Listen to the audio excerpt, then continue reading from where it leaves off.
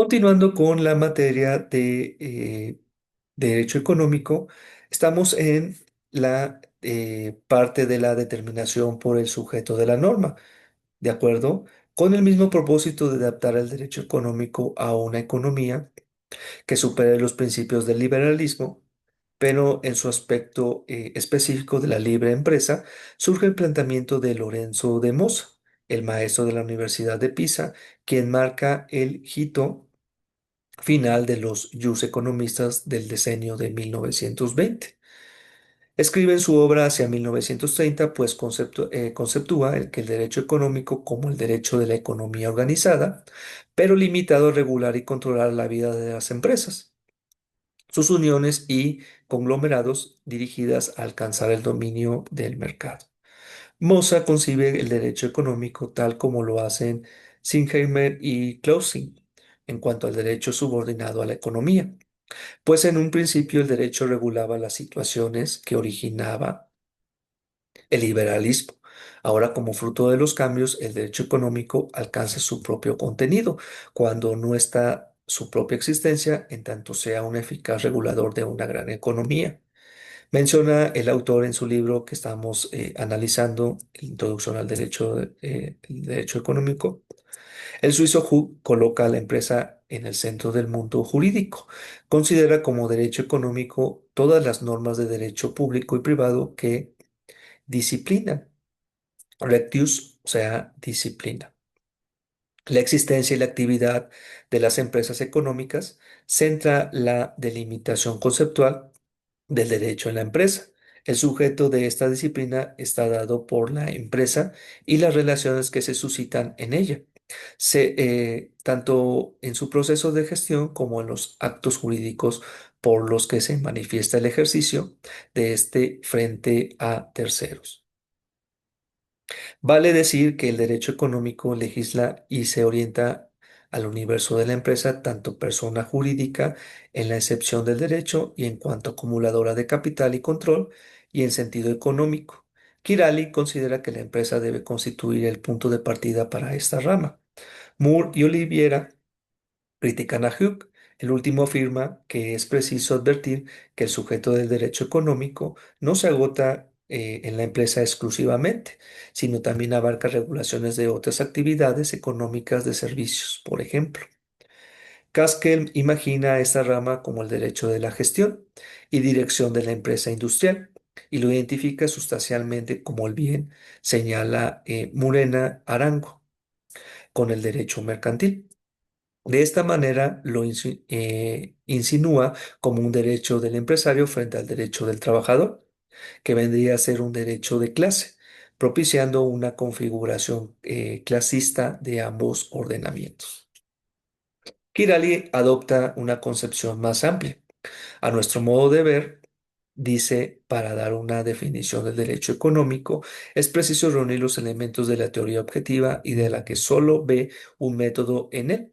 Combinándolos e inspirándolos en las instituciones de la economía, comprendemos por derecho económico la recapitulación verificada metódicamente bajo la influencia del espíritu económico contemporáneo de las reglas jus económicas que reglamentan la producción y el funcionamiento de las empresas. Se puede incluir dentro de esta corriente a Joaquín Garrigues, pues esta rama, según él, impondrá sus normas en un doble sector, el de la organización de los productores, empresarios, técnicos y obreros fuera de sus respectivas empresas y el de la organización de los elementos de la producción en la empresa misma. Esta concepción de carácter jus económico a dispositivos laborales y mercantiles. La determinación por el sujeto es una teoría válida parcialmente, pues se refiere a un sujeto importante de la economía, pero solo a él. Por su parte, menciona el autor Würdinger criticando estas doctrinas. Se pronuncia por el mantenimiento de la separación entre el derecho mercantil y económico y afirma que el derecho económico debe responder a la cuestión de si puede actuar el empresario y en qué medida, mientras que el derecho mercantil debe ofrecer las formas jurídicas para la realización de la actividad. Ahora pasamos a la determinación por el sentido. Esta concepción de un contenido político a la jus economía, su concepto se basa en el significado general de las normas, en la orientación general de las leyes y disposiciones administrativas y hasta en el fondo ideológico político que las inspira. El alemán Otto Moengmier y el húngaro Esteban Kotel sostienen esta posición. A partir de 1935, Moengmier fundamenta sus principios jus económicos y Cotelli lo hace en el 51. Otto Mockmier, influenciado por el nacionalsocialismo alemán de la preguerra, afirma que la política económica y el creado económico se relacionan para generar el derecho económico. Es posible, en opinión de Mockmier, separar las zonas de la política económica, el derecho económico y el credo económico, así como determinar para cada una funciones y tareas especiales, señala Oliviera, quien luego cita al autor. Aquí habla la vida en la multiplicidad de sus revelaciones y en la cooperación de las funciones vitales, su propia lengua. La visión de Mogmier en esa realidad, un signo externo del nacionalsocialismo, y el ímpetu con que se manifiesta no es más que la fuerza con que también surgió esta ideología, en contraposición a otra concepción fue establecida en 1917, incursionada fuertemente en Europa.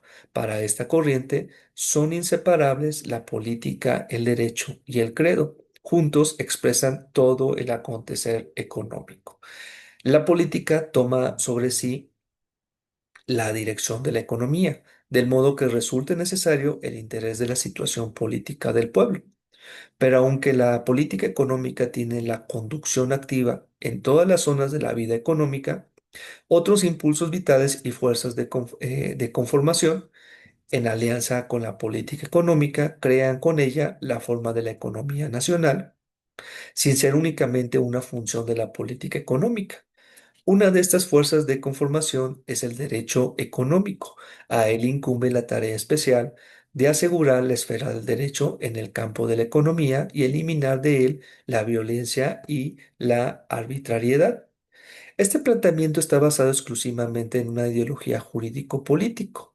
Es decir, para Mugnier, como para el resto de seguidores de la teoría, incluyendo Cotelli, las relaciones sociales presentan estamentos, un nivel económico, que es la infraestructura, un nivel jurídico-político y el ideológico, que son la superestructura.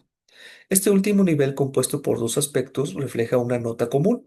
Ambos son ideologías, o lo que es más preciso, el nivel jurídico-político tiene función ideológica. Así, este planteamiento alcanza nitidez en su locución y postulación doctrinaria. Sin embargo, esta es precisamente la objeción que puede enfrentarlo. Pierde claridad y conciencia cuando afirma que el derecho económico recibe su misión de los eternos principios jurídicos.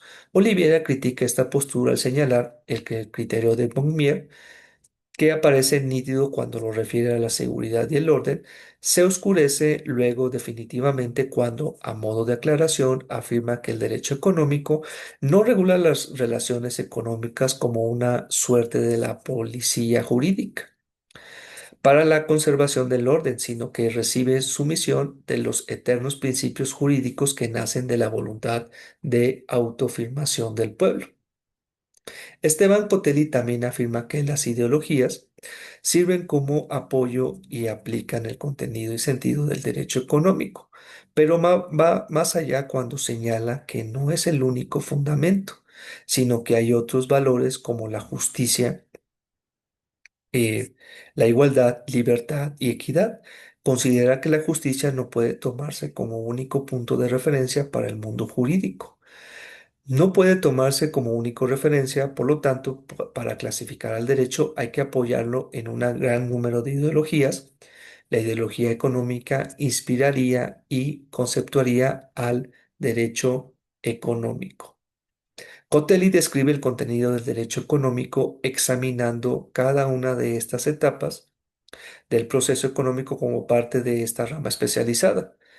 En este análisis sigue el planteamiento del profesor argentino Ciburu, quien puede haber ejercido influencia sobre él, pues Cotelli esbozó su teoría durante su larga residencia en Argentina. Dentro de esta corriente puede incluirse a Oyarzún, el profesor chileno que enmarca el derecho económico dentro de un sentido socialista. Apunta el concepto de esta rama como el conjunto de reglas fundamentales y generalmente obligatorias en el cuadro de las cuales se desarrolla un proceso multiforme e imprevisible en detalle la producción, distribución socialista dirigida en conformidad al plan. Esta opinión concibe la rama orientada a un sistema de planificación centrada y única. En la actualidad, podemos definir al derecho económico mexicano en el modelo neoliberal como el conjunto de normas específicas de regulación cuyo objeto o finalidad es enmarcar los comportamientos económicos de las personas, físicas o morales, tutelando intereses generales con criterios de economicidad y simplificación en el contexto de mercados que sobrepasan las fronteras nacionales. En síntesis, el término derecho económico nos referimos al conjunto de normas y principios que regula el poder público en materia de actividades económicas derivados de de las constituciones políticas nacionales, los tratados de libre comercio vigente y compromisos de carácter multinacional.